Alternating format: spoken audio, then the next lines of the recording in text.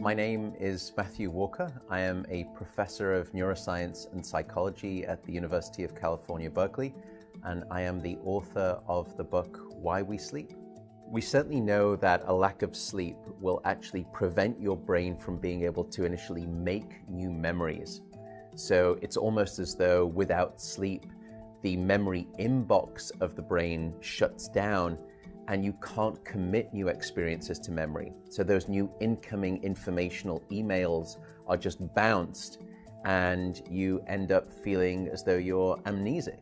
You can't essentially make and create those new memories. We also know that a lack of sleep will lead to an increased development of a toxic protein in the brain that is called beta amyloid, and that is associated with Alzheimer's disease, because it is during deep sleep at night when a sewage system within the brain actually kicks into high gear and it starts to wash away this toxic protein, beta amyloid. So if you're not getting enough sleep each and every night, more of that Alzheimer's related protein will build up. The more protein that builds up, the greater your risk of going on to develop dementia in later life. What are the effects of sleep deprivation on the body? Well, there are many different effects. Firstly, we know that sleep deprivation affects the reproductive system. We know that men who are sleeping just 5 to 6 hours a night have a level of testosterone which is that of someone 10 years their senior. So a lack of sleep will age you by almost a decade in terms of that aspect of virility and wellness. We also know that a lack of sleep impacts your immune system. So after just one night of 4 to 5 hours of sleep, there is a 70% reduction in critical anti-cancer fighting immune cells called natural killer cells. And that's the reason that we know that short sleep duration predicts your risk for developing numerous forms of cancer. And that list currently includes cancer of the bowel, cancer of the prostate, as well as cancer of the breast.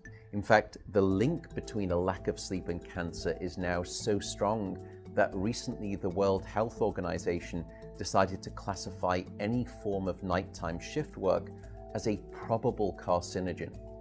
So in other words, jobs that may induce cancer because of a disruption of your sleep-wake rhythms. We also know that a lack of sleep impacts your cardiovascular system, because it is during deep sleep at night that you receive this most wonderful form of effectively blood pressure medication. Your heart rate drops, your blood pressure goes down.